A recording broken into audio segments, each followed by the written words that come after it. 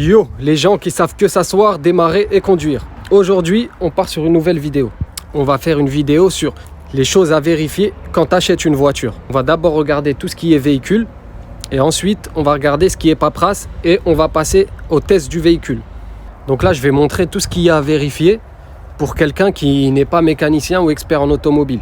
Alors première chose importante, idéalement les gars, on va pas voir le véhicule la nuit ou quand il pleut ou quand il y a un mauvais temps. Parce qu'on ne verra pas les défauts du véhicule. Vaut mieux regarder sous un beau temps comme ça. La pluie, en fait, ça va rendre la carrosserie jolie. Vous allez la revoir le lendemain quand il pleut pas. Elle n'aura pas du tout la même gueule. Et comme d'hab, les amis, abonnez-vous, commentez la vidéo pour le référencement. Comme ça, je pourrai vous proposer du contenu de haute qualité. On va commencer. Alors déjà, on a deux choix. Soit on commence par vérifier ce qui est paperasse, ou soit ce qui est véhicule. Là, on va commencer par ce qui est véhicule. Première chose, moi, ce que j'aime bien faire, c'est d'abord ouvrir le capot. Hop. Donc, on ouvre le capot, justement, afin de vérifier les niveaux, regarder un peu le moteur, etc. Voilà. Donc, moi, le premier truc que je fais, c'est déjà, je regarde les niveaux. Parce que si on n'est pas bon déjà au niveau des niveaux, c'est que déjà ça en dit long sur l'état du véhicule et son entretien. Limite, si je vois un bocal vide, j'arrête la vente, je me barre direct, quoi. Bon, alors déjà, on va commencer par le liquide de refroidissement. Voilà, hein. Je pense que tout le monde sait à peu près. Vous voyez, vous avez ce signe, ça c'est le liquide de refroidissement. Donc vous vérifiez déjà qu'on est à niveau. Vous voyez, il y a un maxi et un minimum. Justement, il faut être entre les deux. Attention. Ça là, le bocal de liquide de refroidissement, tu l'ouvres que quand le moteur est froid. Si le moteur est chaud, c'est très dangereux. Ça peut te péter à la gueule, tu risques de brûlure, etc. Et autre chose, il faut que le véhicule il soit à plat. S'il est dans une montée ou une descente, logique, ça sera faussé. Ensuite, on passe à l'huile. Vous voyez, hop, ça, c'est le signe de l'huile. Vous vérifiez. Donc les gars, c'est simple. La jauge, soit elle est avec le bouchon, ou soit des fois il y a le bouchon et à côté vous voyez il y a une petite jauge, vous cherchez en tout cas. Tac, dès que vous avez la jauge, hop, on vient et on nettoie la jauge. On prend soit un mouchoir ou un chiffon et on nettoie la jauge. Hop. En fait ça c'est juste pour enlever l'huile qu'on avait et là on va pouvoir vérifier le niveau. Vous voyez, on a max ici et le minimum ici. Et justement en fait faut que notre huile elle arrive entre le maximum et le minimum, c'est-à-dire au milieu ici. Hop, une fois qu'on l'a nettoyé, on remet la jauge dedans. Hop, on pose, on attend et on vient récupérer. Hop, voilà. Vous voyez ? Là, l'huile, elle arrive au maximum. Après, moi, je suis dans une pente. Donc, logiquement, il devrait arriver plus bas. Donc pour le niveau d'huile, on est bon. Ensuite, on peut regarder le liquide de frein aussi. Vous voyez, ça c'est le signe liquide de frein et DOT4, c'est le type de liquide, quoi. Quand vous allez chez le vendeur et que vous dites vous voulez du liquide de frein, il faut lui dire vous voulez du DOT4. Donc voilà, là on voit bien qu'on est de niveau. Mais généralement, si le liquide de frein il n'est pas à niveau, c'est qu'on a un problème au niveau de notre système de frein. Donc logiquement, quand vous regardez ici, vous devez être de niveau. Ensuite, on vient toucher un petit peu les phares. Toucher un peu partout, on vérifie qu'il y a pas de jeu, il n'y a pas des trucs qui bougent, des vis qui manquent. On essaye de voir si on n'a pas des fuites d'huile. Et les gars, ça, on reviendra vérifier une fois qu'on aura testé le véhicule. On ne teste pas qu'une fois. Imaginez que le véhicule, il a un problème, il consomme trop d'eau ou trop d'huile, que le vendeur, il le sait, donc il a mis la pointe juste avant de venir vous voir. Ça se trouve, vous allez tester le véhicule, vous allez revenir, ça sera vide. Donc on vérifie avant de tester le véhicule et après avoir testé le véhicule pour les niveaux. Donc si les niveaux sont bons, on peut passer au reste. Les pneus, voilà.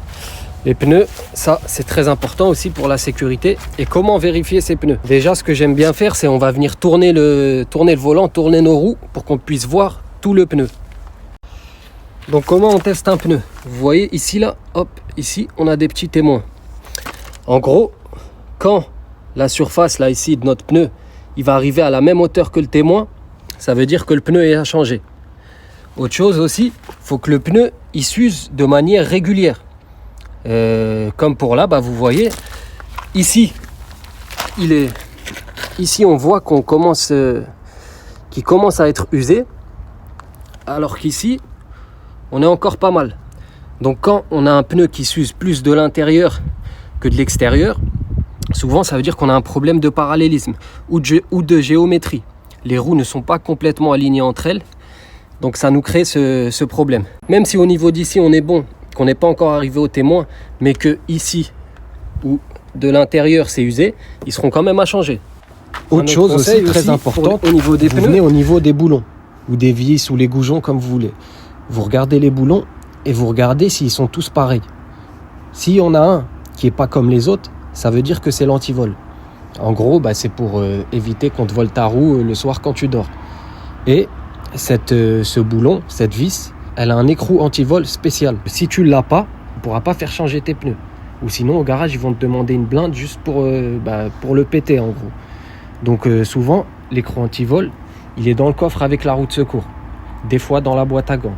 Mais voilà, vérifiez toujours les boulons. Et s'il y a un antivol, demandez où est l'écrou. Souvent aussi, quand on a des jantes, dans le véhicule, on peut vérifier les disques. Vous voyez, là, on voit le disque. Et en gros, on vient toucher l'extrémité haute, en haut, là. Si on sent qu'il y a une différence entre, vous voyez, la ferraille du disque et en haut, là, ici, là, c'est que le disque est à changer. Est-ce que vous vérifiez le coffre, toutes les portières, que ça s'ouvre bien, que ça se referme bien. Vous vérifiez que vous avez bien la roue de secours. Là, en l'occurrence, elle est là.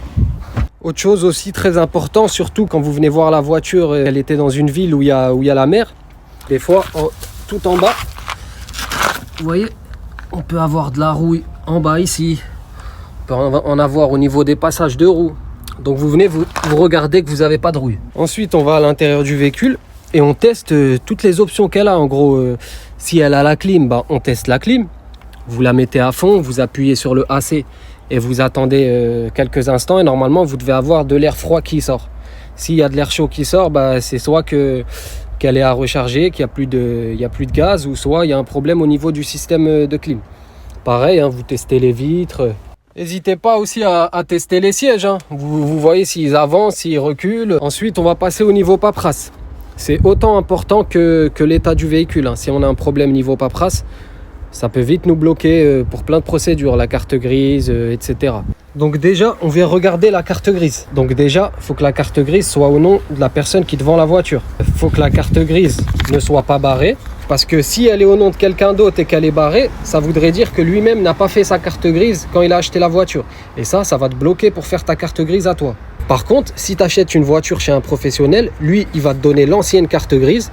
Mais à côté de ça, il doit te donner une DA, un récépissé de déclaration d'achat. C'est grâce à ça que tu pourras faire toi ta démarche de carte grise. Ensuite, un truc très important, ça c'est pour éviter les arnaques, vous regardez la case J1 et vous vérifiez qu'il y a bien écrit VP, véhicule particulier. S'il y a écrit dérive VP ou CTTE, c'est que le véhicule c'est un véhicule de place, un véhicule de société. Et souvent il y a des gens, ils s'amusent à en gros prendre des véhicules de place, ils mettent des banquettes à l'arrière, et ils les font passer pour des véhicules 5 places. Donc logiquement, ils les vendent plus cher parce qu'un véhicule de place coûte moins cher qu'un véhicule 5 places. Mais le problème, c'est que vous, sur la carte grise, ça sera un véhicule commercial et vous ne serez pas assuré sur les places à l'arrière. Donc faites attention à ça. Ensuite, vous regardez aussi la case E. Vous voyez, ici, on a une série de chiffres, VF1RF.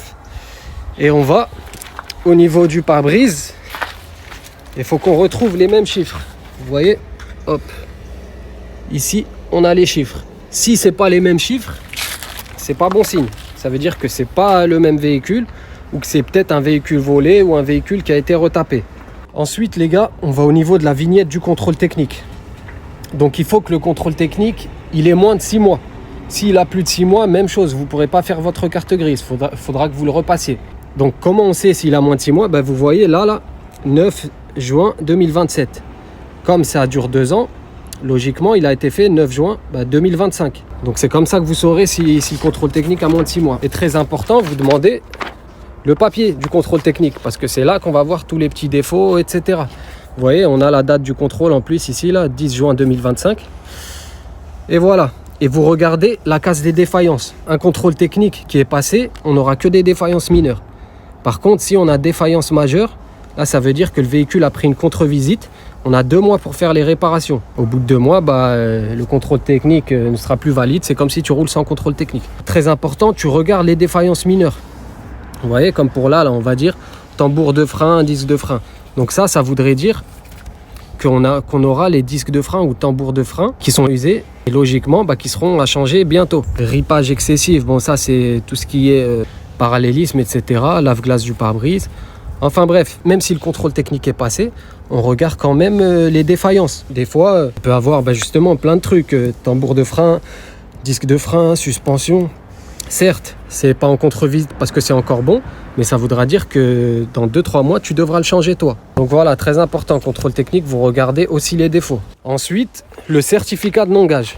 Donc ça, le vendeur, il est obligé de te le donner, c'est obligatoire. Et le document, il faut qu'il soit daté de moins de 14 jours. Un certificat de non-gage, pour le sortir, il faut juste la carte grise. J'ai déjà fait des tutos comment sortir un certificat de non-gage. C'est gratuit, ça prend même pas 5 minutes. Ça, c'est si jamais le vendeur ne te le donne pas ou que tu n'as pas confiance. Tu peux le vérifier toi-même. Et dans le document, il faut que tu vérifies bien qu'il y a écrit aucun et non partout. Ça t'évitera d'acheter un véhicule qui est gagé, qui est rempli d'amendes, etc. Et aussi, un truc très important, vous demandez au vendeur s'il a des factures d'entretien. Ça, c'est très important. Si ça fait 10 ans qu'il a le véhicule, qui te dit qu'il a 0 facture d'entretien, c'est bizarre. Même s'il l'a fait faire par un ami ou je ne sais quoi, il devrait au moins avoir la facture des pièces. Donc, vous demandez les factures ou le carnet d'entretien. Vous regardez si les entretiens ont toujours été faits à temps, quoi. Une vidange, ça se fait à peu près tous les 20 000 km. La distribution aussi, très important. Vous demandez si c'est une chaîne ou une courroie. Une courroie de distribution, ça a une durée. Ça dépend du modèle. Généralement, c'est tous les 120 000 ou 150 000 ou tous les 5 ans ou 6 ans. Donc si vous voyez que le véhicule, en gros, ça fait plus de 5 ans, il n'y a pas eu de distri qui a été faite, que vous n'avez pas de facture, pas de preuve, ça voudra dire que vous devrez le faire vous-même. Et une distri, c'est assez coûteux. Donc voilà. Et là, on peut passer à la phase test du véhicule. Alors un truc très important, quand vous mettez le contact, vous vérifiez bien que tous les voyants s'allument. Vous voyez, là ils s'allument et ils doivent se réteindre. Voilà. Donc on a juste ce voyant qui reste, le voyant moteur c'est normal, mais une fois qu'on va démarrer, il devra partir. Là faites pas attention, ça c'est juste mes pneus qui sont dégonflés, faut que je les regonfle. On va démarrer. Hop. Voilà. Donc vous voyez déjà ce voyant il est parti et on voit que le véhicule il a démarré directement. Et si le véhicule il démarre pas au quart de tour, qui met du temps à démarrer, souvent c'est pas bon signe. Ça veut dire soit on a un démarreur qui est fatigué, ou peut-être la batterie aussi qui commence à fatiguer. Donc faut vous attendre à ce que vous le changiez quelques temps après. Donc là, hop, on est parti pour le test du véhicule. Je vais me mettre en ligne droite. Et là déjà on va faire le test de l'embrayage. Le test de l'embrayage c'est quoi? Là on est démarré. Je vais me mettre en 3e. Je vais tirer le frein à main. Et en gros, je vais faire comme si je voulais partir. Je vais accélérer, lâcher l'embrayage. Et logiquement, si l'embrayage est en bon état, le véhicule doit caler. Voilà. Donc là, vous voyez, il a calé. Si jamais le véhicule, ça insiste, vous sentez qu'il ne veut pas caler, que l'embrayage y patine, c'est que l'embrayage commence à être fatigué. Vous pouvez vous retrouver à le changer quelques mois après. On part, on teste le véhicule. On teste la direction. On n'hésite pas à bien tourner, à voir si on n'a pas du jeu dans le volant, si on n'entend pas des clac-clac. Hop. Même chose quand on prend des secousses ou des dodanes. Vous vérifiez que vous n'entendez pas des bruits bizarres, des cloc-cloc, trucs comme ça. Voilà. Autre chose, n'hésitez pas à tester le véhicule sur longue route.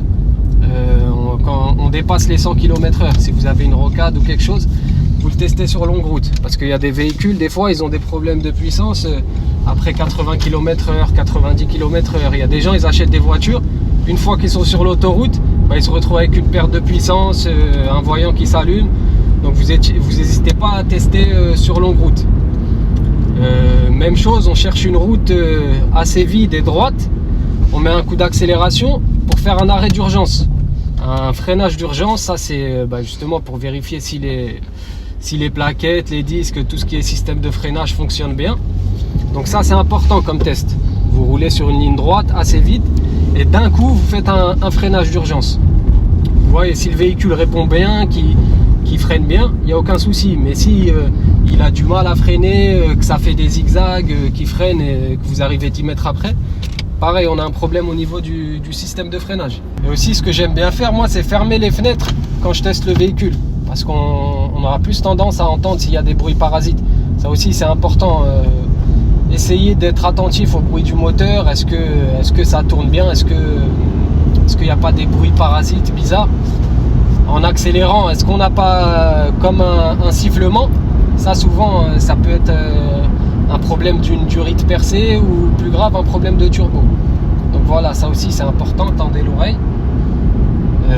Puis voilà, comme je vous ai dit, vous testez tous les trucs bêtes, la radio, la clim, le chauffage, le désembuage. Vous testez tout ça. Si on a le régulateur de vitesse, bon, la plupart des véhicules maintenant ils l'ont. Même chose, vous le testez, c'est important. Autre chose, toujours dans les limites de la sécurité, bien sûr, sur une ligne droite, vous essayez de lâcher le volant. En gros, vous accélérez, vous lâchez le volant. Il faut que le véhicule aille à peu près droit. Bon, je vous dis pas qu'il doit aller tout droit. Si ça va légèrement sur un côté, c'est pas grave, c'est normal. Mais si c'est vraiment abusé, que genre vous lâchez et que d'un coup ça part à droite ou à gauche, ça aussi faut faire attention. Ça peut être un truc pas grave comme des pneus sous-gonflés, une simple rotule à changer, une suspension à changer. Des fois aussi ça peut être plus grave. Le véhicule peut-être il a subi un choc, donc on n'est plus aligné. Ça peut aussi être un problème de parallélisme ou de géométrie. Enfin bref, ça aussi testez-le. Vous testez aussi ce qui est système lave-glace, etc.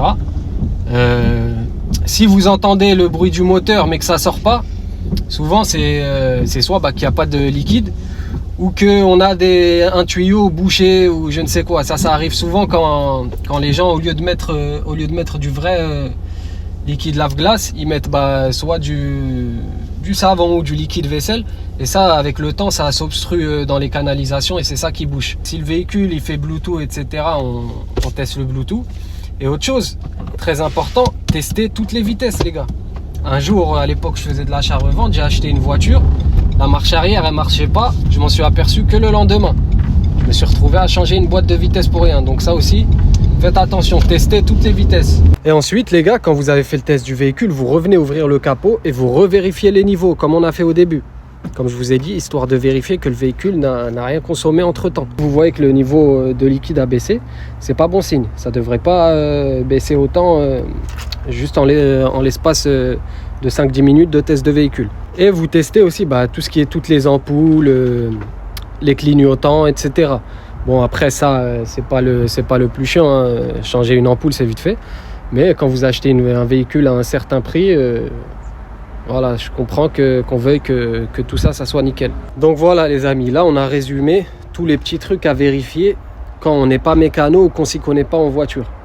S'il y a des choses que j'ai oubliées, désolé et dites-le moi en commentaire. Et pour la prochaine vidéo, on va aller sur le sujet de comment bien nettoyer sa voiture.